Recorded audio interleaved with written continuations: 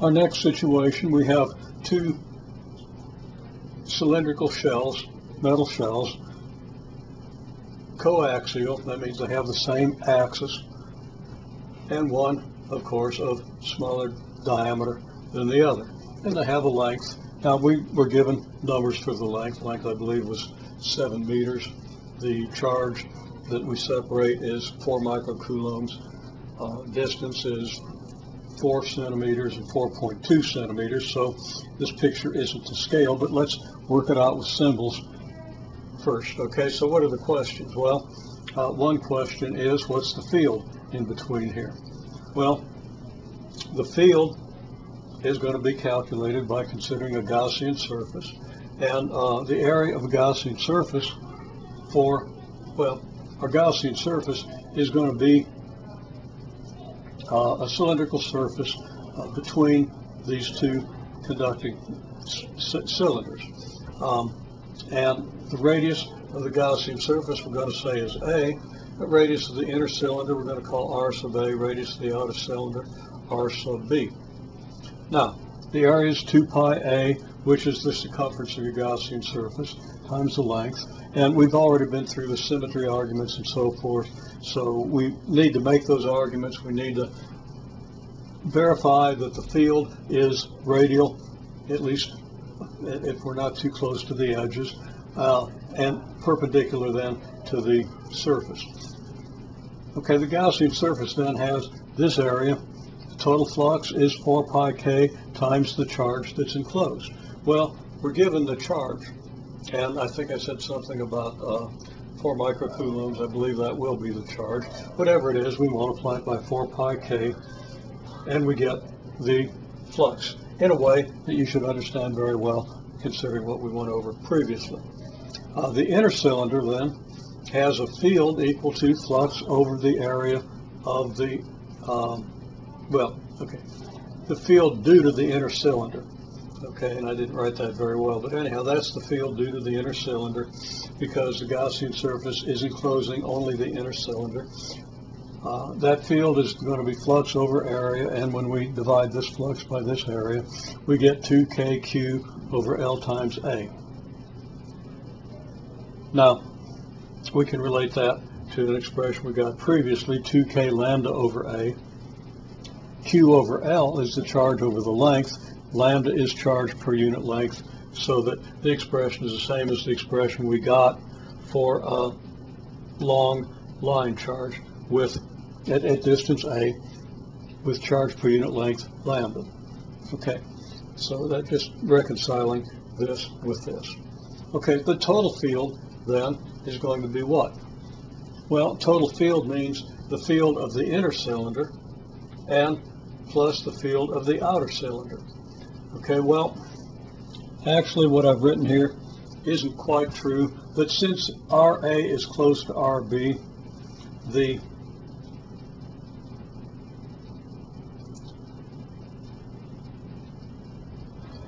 field in here, let me back up a second, there's something wrong here. Okay, I made an error in class, thinking in terms of two parallel plates. You have the field of one plate and you have the field of the other plate, and they superimpose.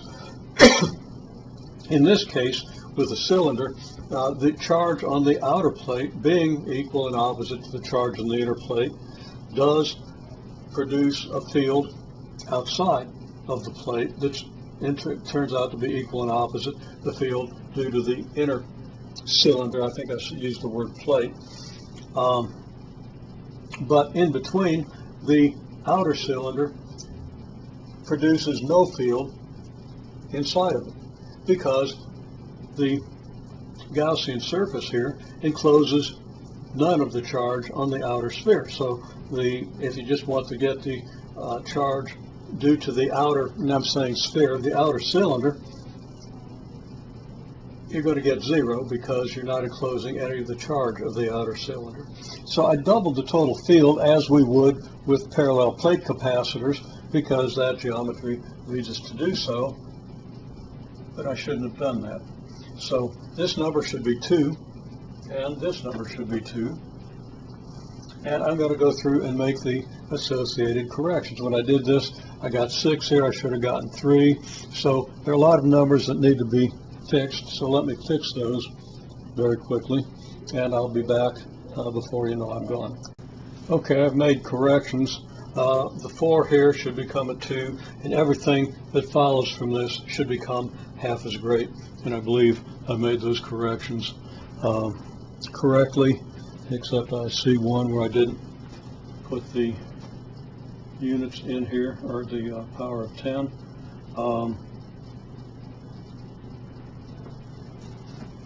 Let's see.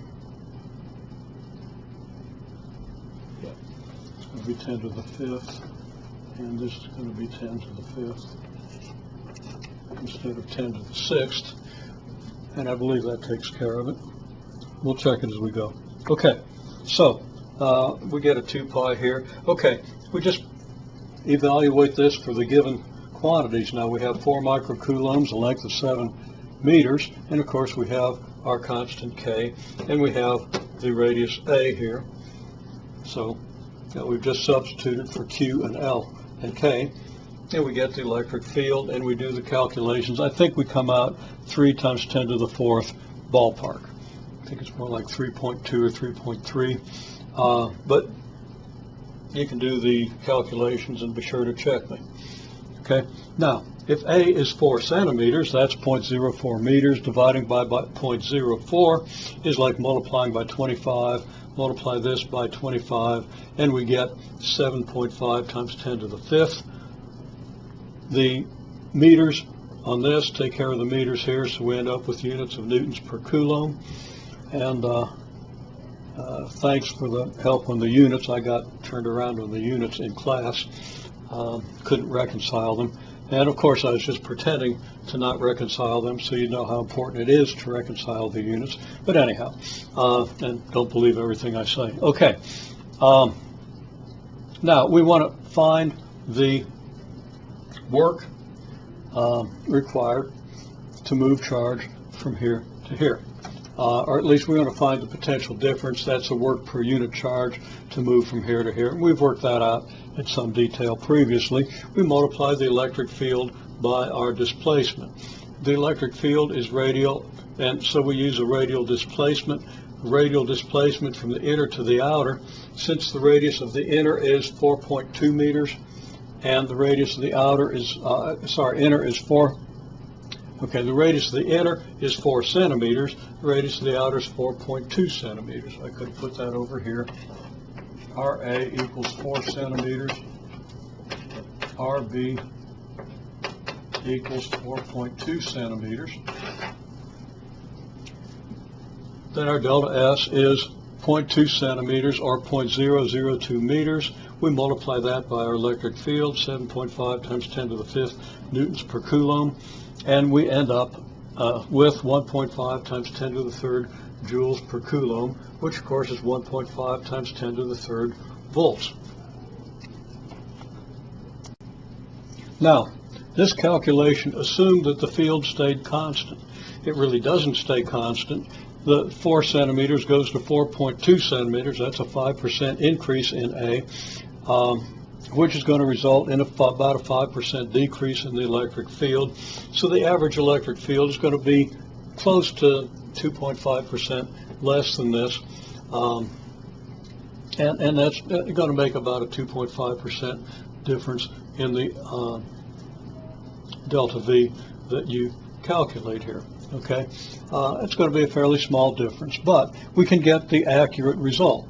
To get the accurate result, what we need to do is simply integrate E with respect to S. So we're doing the integral of E dot ds. So we're doing the integral of E dot ds vector from the inner radius to the outer radius. Okay, so that's our integral. Now writing out the integral in terms of our E function. If the E function is indeed this, and of course this is an approximation, it's probably off by several percent. Using, though, this approximation to the electric field,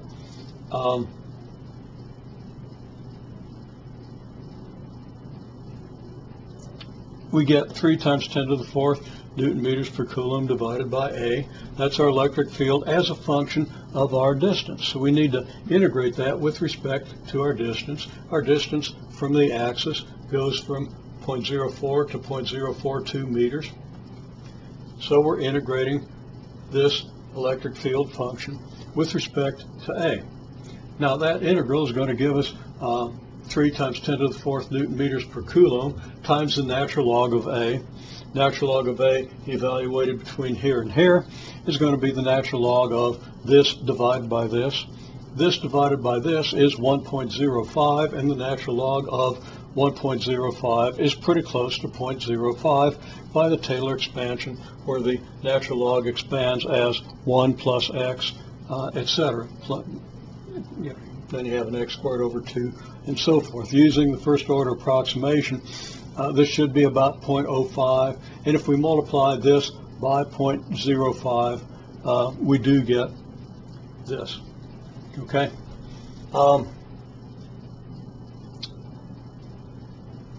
So, take a lesson on all of that. Here's the way we integrate to get the actual potential difference between these two. We could integrate this expression in general from RA to RB, and what we would have is 3 times 10 to the 4th Newton meters per coulomb times the natural log of RA over RB. And you should maybe write that down and check it out yourself.